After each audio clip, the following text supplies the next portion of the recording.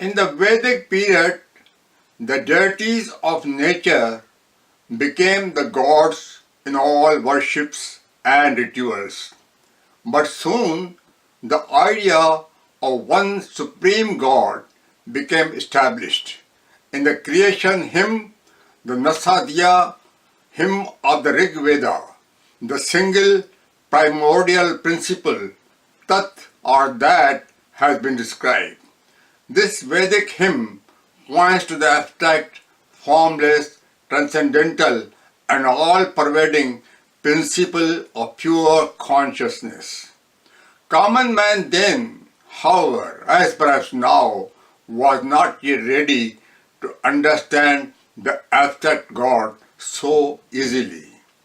Hindu seers came forth with the idea of the Trinity of gods, the Trimurti. Three gods with different faces were projected, and each was mythological in origin. The three gods were each given a human face for easy acceptance.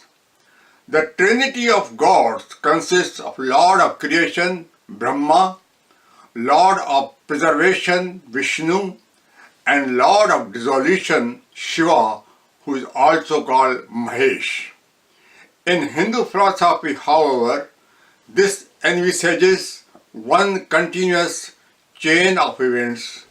For example, the destruction of morning is the creation of the evening, and the destruction of the evening is the creation of the night, and so on. Even death in the Hindu thought is merely an interlude from one event to another. Destruction or death is the dissolution which is again followed by creation. Lord Brahma, the Lord of creation, is also called the Lord of progeny, Prajapati. He has 4 faces and 4 arms. The 4 faces represent the 4 Vedas. The 4 arms of Lord Brahma are symbolic of the 4 aspects of his inner personality: the mind, mana, the intellect, buddhi, the ego, ahamkara, and the divine consciousness, chitta. He is wedded to Saraswati, the knowledge of God. Lord Vishnu is the Lord of preservation. Literally, Vishnu means all-pervading. Thus, the symbolic significance of the divine as formless and transcendent is emphasized. He is portrayed as a dark blue youth, upright in position. He too is a god with 4 arms, representing omnipresence and omnipotence. One hand holds the conch, Shankha, signifying creation. The second hand holds the discus, Sudarshan Chakra, to signify the universal mind. The third hand carries the mace, Gada, to signify life force, and the fourth hand carries the lotus, Padma, to signify the universe. Lord Vishnu's consort is Lakshmi, the goddess of wealth and prosperity. Lord Vishnu is also identified as Narayana, possibly originating from the pre-Vedic culture. Lord Vishnu in the Hindu pantheon is emblematic of complete evolution. He has been presented as taking 10 incarnations. In each incarnation, he has acted as a savior of the world. The 10 incarnations of Vishnu present an amazing account of evolutionary phase in the creation. The first incarnation of Vishnu is the form of Matsya, a fish. He protected the sacred Vedas from being lost in the great deluge. In the second incarnation as Kurma, the tortoise, he held the universe in balance when the gods and demons began to churn the ocean to extract the nectar of immortality, Amruta. In the third incarnation as Varaha, the boar, He killed the demon Hinaksha and saved the earth from drowning in the ocean. In the fourth incarnation, Lord Vishnu came as the half lion, half man Narsimha and destroyed Hiranyakashipu to save the demon's own son Prahlada, who believed in eternal God Narayana. In the fifth incarnation of the dwarf Vamana, he helped the gods who were treated unjustly by King Bali. In the sixth incarnation as Lord Parshurama, he fought with the kings to save the rishis. In the seventh incarnation as Lord Rama, he destroyed wicked Ravana as described in the epic of Ramayana. In the eighth incarnation as Lord Krishna, he killed the evil and atrocious Kamsa and also guided the truthful Pandavas against unjust Kauravas in the battle of Mahabharata.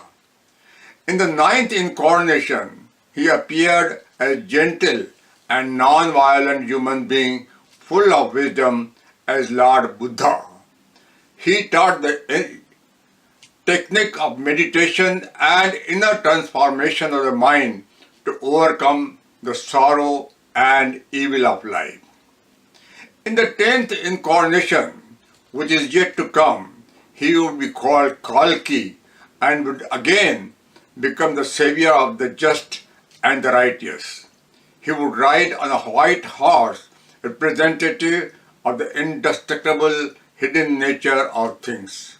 The Kalki legend is familiar and is repeated in one form or another in most cultures such as Persian, Jewish, Christian, Tibetan, and many Central Asian cultures. Even Native Americans had their version in the legend of Kukulkan. Lord Shiva is described in the next chapter. After the Hindu trinity of Brahma, Vishnu, and Shiva, much of the divine power and glory were bestowed from the earlier Vedic gods of nature to these divine entities. However, in Hindu pantheon, the old was never completely discarded. Some of the Vedic gods have persisted till today. Indra, Yama, Varuna, Agni, Surya, Vayu, and Soma together are known as world guardians. Many other new gods apart from the Trinity appeared on the scene: Ganesha, Skanda, goddesses who became consorts of the primary gods of Trinity, animal gods, river gods, etc. came to the forefront. In the epic scriptures, God was presented in the real human form as God incarnate. In Hindu theology, Godhood essentially is a symbolic phenomenon signifying the highest spiritual and virtuous attainment. Such has been the universal approach of Hindus that they even call the gods of other religions the Vishnu incarnations. Lord Buddha and Lord Christ have been considered to be Vishnu incarnates. This is really not so surprising, as Hindu philosophy teaches Ekam Sad Vipra Bahuda Vedanti. One alone exists. Sages call it by various names. Hindu theology has often been labeled as one that harbors multiple gods. However, the concept of one supreme God was clearly mentioned in the earliest of Hindu scriptures, the Rig Veda, Ekam Sad Vipra Bahuti. One alone exists, sages call it by various names. In the later scriptures, the Upanishads, this ancient philosophical thought came to the forefront, overshadowing the idea of multiple gods who were then considered simply as the manifestations of the one transcendental, supreme, divine. In modern times, this concept of God has been adopted more vigorously. given the existence of many religions and sects around the world. It is interesting to note that the Supreme Court of the United States recommended using the term Supreme Being in place of God in the Constitution of United States, after hearing the play in which the aforementioned quotation of the Rig Veda was presented. In contemporary times, the thought of different gods for different religions and communities competing and often quarreling over the names of God is gradually being disfavored. More understanding people around the globe believe that God is but one, but names can be many.